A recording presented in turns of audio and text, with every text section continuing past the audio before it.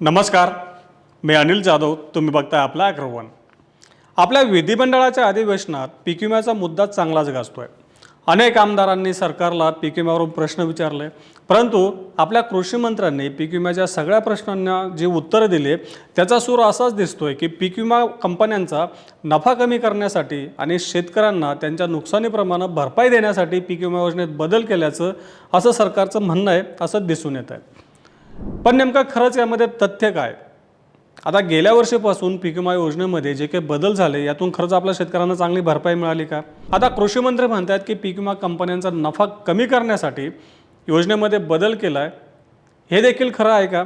हेच थोडंसं आपण आज पडताळून पाहणार आहोत. आता सुरुवातीला आपण या 2-3 दिवसांच्या कालावधीमध्ये जे काही कामकाज झाले या कामकाजामध्ये पीक विम्यावरून काय प्रश्न आले होते आणि त्याचा एकंदरीत सार काय निघाला हे जर आपण थोडक्यात समजून घ्यायचं असेल तर अनेक लोकप्रतिनिधींनी अनेक आमदारांनी गेल्या खरीपामध्ये आणि रब्बी हंगामामध्ये जे काही पिकांचं नुकसान झालं होतं त्यापासून शेतकऱ्यांना जी काही भरपाई मिळाली होती याविषयीचे प्रश्न उपस्थित केले होते.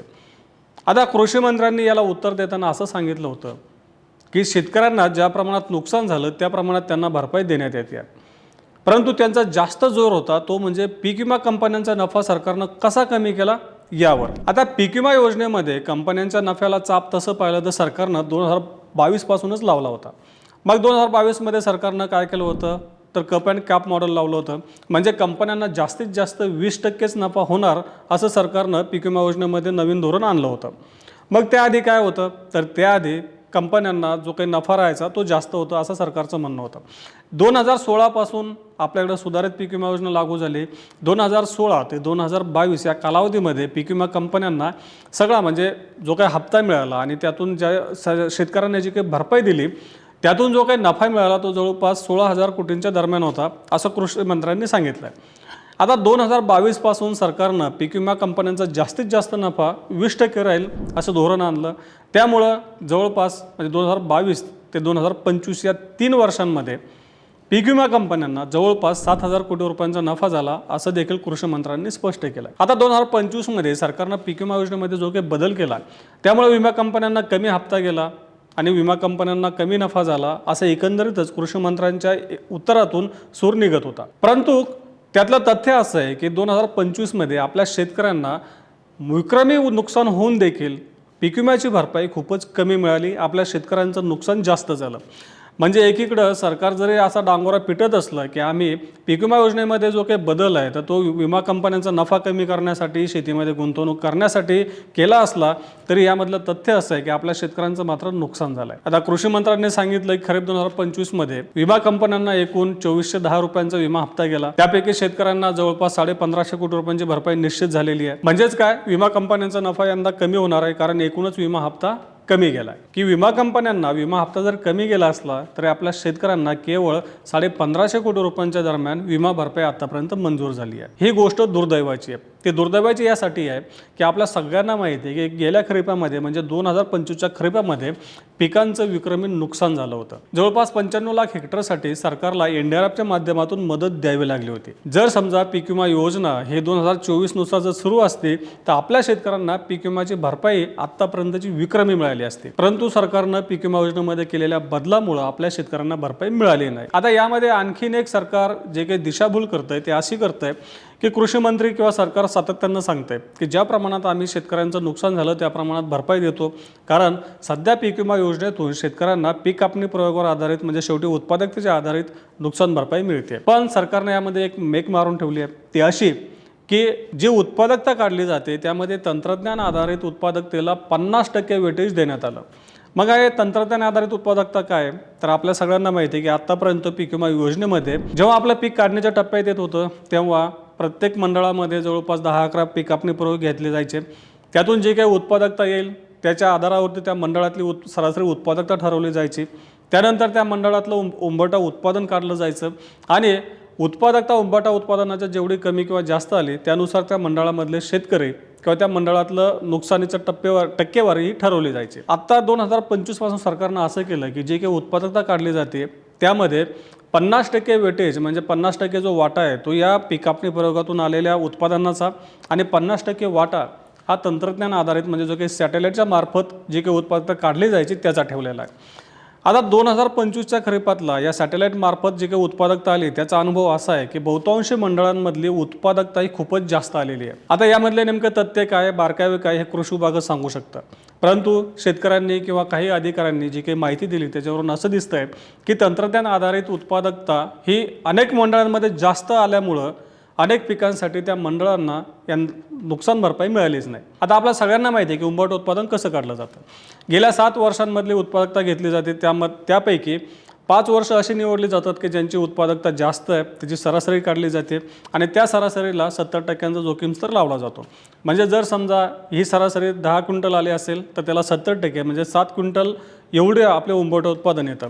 आता या उंबरठा उत्पादनाच्या तुलनेत आपली उत्पादकता जेवढी जास्त कमी येईल, म्हणजे जेवढी कमी तेवढे आपल्याला मिळणारी पीक विम्याची भरपाई जास्त असते. परंतु यंदाच्या खरीपामध्ये म्हणजे 2025च्या खरीपामध्ये घोळ घातला तो तंत्रज्ञान आधारित उत्पादनामुळे. जे जाणकार शेतकरी आहे, जे अभ्यासू शेतकरी आहे की पीक विम्याचा प्रश्न जवळून बघतात, त्याचा पाठपुरावा करतात, त्या शेतकऱ्यांनी सांगितलं की बहुतांश मंडळांमध्ये केवळ तंत्रज्ञान आधारित उत्पादकता जास्त दाखवल्यामुळं शेतकऱ्यांना नुकसान भरपाई मिळाली नाही आणि त्यामुळंच 2025च्या खरीपामध्ये शेतकऱ्यांना 1,500 कोटींच्या आसपासच पीक विम्याची भरपाई मिळाली.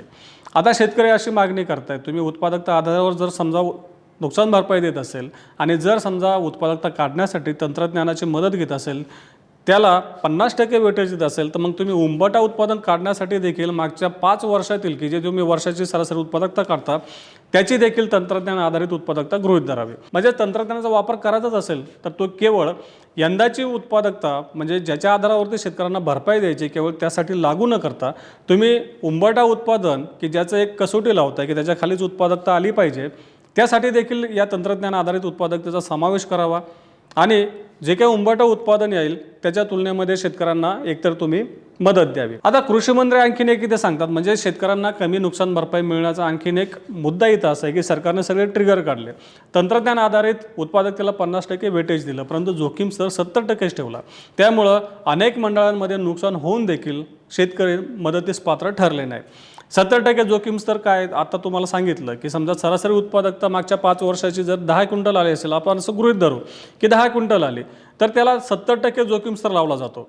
म्हणजे उंबरठा उत्पादन आपलं 10 क्विंटल नाही तर 7 क्विंटलच येईल, कारण 70% जोखीम स्तर आहे. आता शेतकरी मागणी करतायत की तुम्ही एवढ्या सगळ्या पाचरा मारून ठेवल्या, मग जोखीम स्तर 70%च का, तो तुम्ही 100% का करत नाही? कारण तुम्ही जोखीम स्तर 70% केला, तंत्रज्ञान आधारित उत्पादकता तुम्ही गृहीत धरता, त्यामुळे आधीच त्या मंडळाचं उत्पादन हे वाढलेलं दाखवलं जात आहे. कारण तंत्रज्ञान आधारित उत्पादकतेवरती उत्पादनावरती शेतकऱ्यांचा विश्वास नाही आहे. अनेक मंडळांमध्ये कृषी विभागापुढे प्रश्न निर्माण झाला होता की जे काही तंत्रज्ञान आधारित उत्पादकता वाढून आली त्याचं नेमकं करायचं काय. त्यामुळे अनेक मंडळांमध्ये कृषी विभागानं परस्पर तंत्रज्ञान आधारित उत्पादकता कमी करून की ज्याच्यावर प्रश्नचिन्ह उपस्थित होणार होते ते मॅनेज केल्याचे देखील शेतकरी सांगतायत. मग जर समजा पीक विमा योजनेमध्ये तंत्रज्ञानाचा समावेश करायचाच होता तर मग सरकारनं सगळे ट्रिगर लागू करून तंत्रज्ञान आधारित पीक विमा योजना राबवण्याला काय हरकत होती असं देखील शेतकरी सांगतायत. म्हणजेच काय, प्रत्येक ट्रिगरमध्ये सरकारनं तंत्रज्ञान आधारितच नेमकं नुकसान किती झालं, उत्पादकता किती येणार आहे याचा एक अंदाज काढावा आणि त्यानुसार सगळ्या ट्रिगरच्या माध्यमातून शेतकऱ्यांना नुकसान भरपाई द्यावी अशी मागणी शेतकरी करतायत.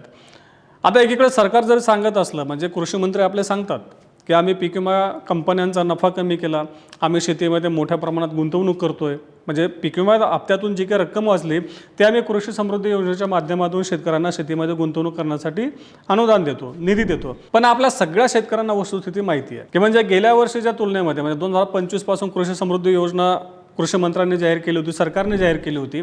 मग 2024मध्ये आणि 25मध्ये नेमकं अनुदानामध्ये अशी किती वाढ झाली, म्हणजे सरकारनं 2024मध्ये आणि 25मध्ये खरंच शेतकऱ्यांना जास्त निधी दिला का? आता कृषी समृद्धी योजनेसाठी सरकारनं जर आपण बघितलं तर अर्थसंकल्पामध्ये सरकारनं सांगितलं होतं की आम्ही 5,000 कोटी रुपये दरवर्षी शेतीमध्ये गुंतवणुकीसाठी देऊ. म्हणजे जे आपलं शेततळे आहेत, विहिरी आहेत किंवा मग शेडनेट आहे, अशा विकासात्मक कामासाठी आम्ही अनुदान देऊ. त्यासाठी 5,000 कोटी रुपये की जे पीक विमा योजनेच्या हप्त्यांमधून वाचणार होते ते देऊ. परंतु सरकारनं एवढी तरतूद केलेलीच नाही आहे. तरतूद तर सोडा, परंतु नेमका या योजनेतला खर्च किती आहे त्याची देखील अजून सरकारनं माहिती दिलेली नाही आहे. म्हणजेच काय, सरकारनं एकतर पीक विमा योजनेवरचा जो काही खर्च होता हप्त्याचा तो कमी करण्यासाठी महत्त्वाचे ट्रिगर काढून टाकले आणि दुसरीकडं आम्ही पीक विमा कंपन्यांचा नफा कमी केला याचं श्रेय सरकार घेत आहे, परंतु शेतकऱ्यांचं नुकसान होतं आहे याकडं मात्र सरकारचं दुर्लक्ष असल्याचं दिसून येत आहे. आता यंदाच्या खरीपामध्ये खरा प्रश्न निर्माण होणार आहे, कारण यंदाची परिस्थिती ही बिकट असणार आहे. हवामान विभागाने यंदा 90% किंवा त्यापेक्षा कमी अधिक 4% पावसाचा अंदाज व्यक्त केला आहे. नेमकं यंदा परिस्थिती काय असणार आहे याचा अनुभव आपल्याला आत्तापासूनच यायला सुरुवात झाली आहे. 2023मध्ये अनेक मंडळांमध्ये, अनेक गावांमध्ये पेरणीच झाली नव्हती, तरी देखील शेतकऱ्यांना पीक विमा योजनेतून भरपाई मिळाली होती. कारण पेरणीच न होणे हा ट्रिगर त्यावेळी पीक विमा योजनेमध्ये होता.